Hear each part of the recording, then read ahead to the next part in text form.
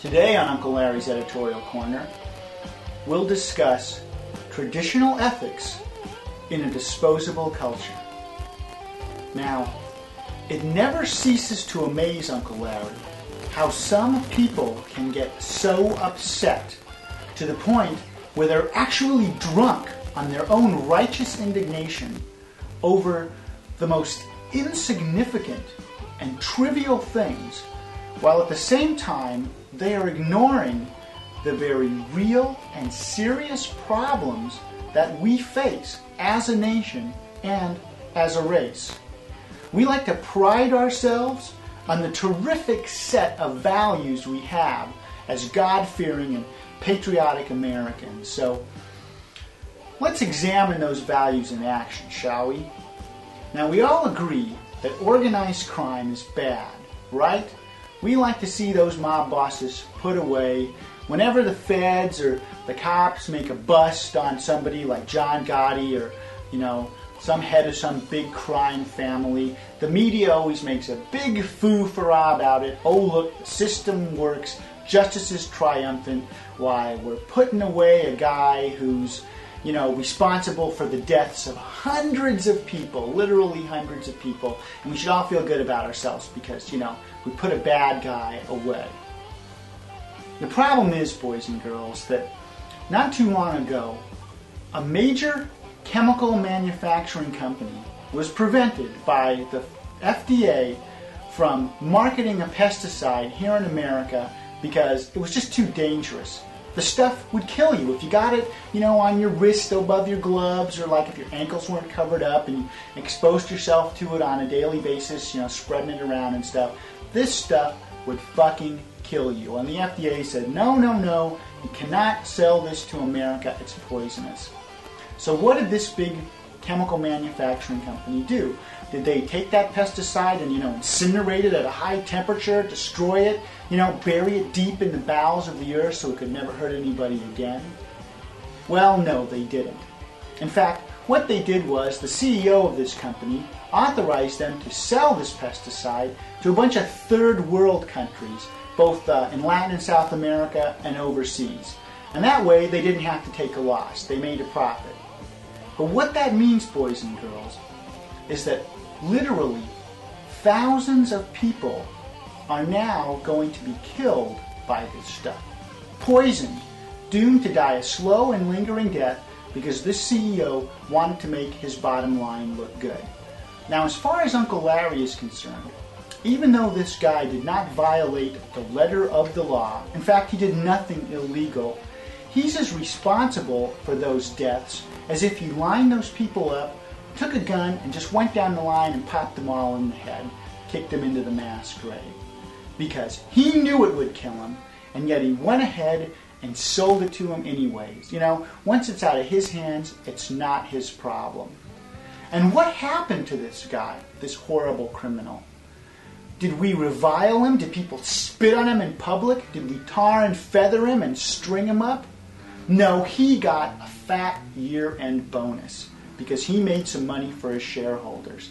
And not only that, but he managed to spread the blame around. See, in corporate America, it's not just the CEO who makes a decision who's responsible for those deaths. It's everybody who owns stock in the company. If you made money off it, you're as responsible for the deaths of those people as if you put the gun to the head and killed them. Now, what can we do about this? Well, not much, after all.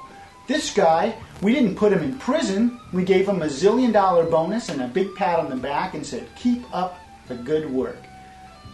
Because you see, in America, in our so-called free society, we reward the people who are most willing to sell out their principles. That's one of the major problems with our capitalist system. The people who are able to give up any sense of moral responsibility whatsoever in their quest for power and wealth are the people who are most likely to acquire it. So that means that the people who are really running this country and, think of themselves as the elite, the cream of the crop, they're actually some of the worst examples of humanity rather than the best. Now, they like to blame drugs or violence on television or lack of mandatory religious indoctrination in our schools as the things that are unraveling the moral fabric of this country. But the fact is that the decay of morality in America today is directly attributable to the very people who are complaining most vociferously about it. See, they think that if they can keep you occupied with some trumped-up boogeyman, you won't be able to figure out the true cause of the problem, which is, of course, themselves.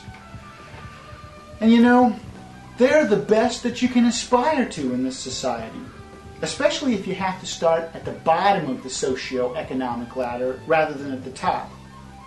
And what's the reason that we aspire to it?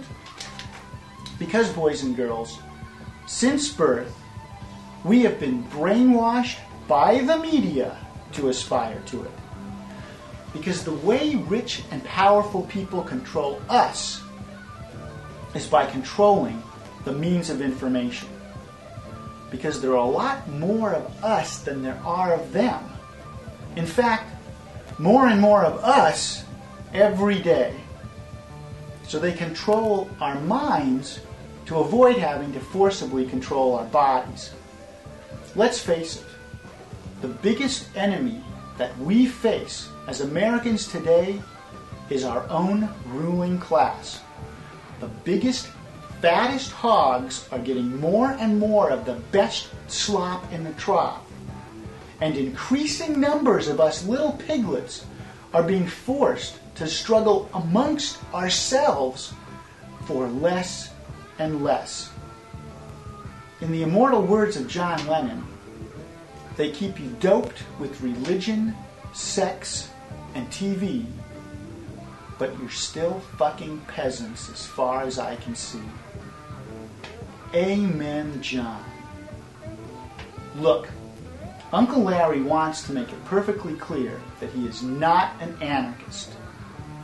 Somebody has to run things, that's all there is to it.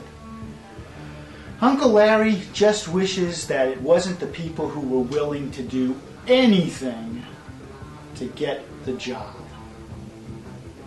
Next week on Uncle Larry's Clubhouse, we'll discuss some possible solutions to this very real and serious problem.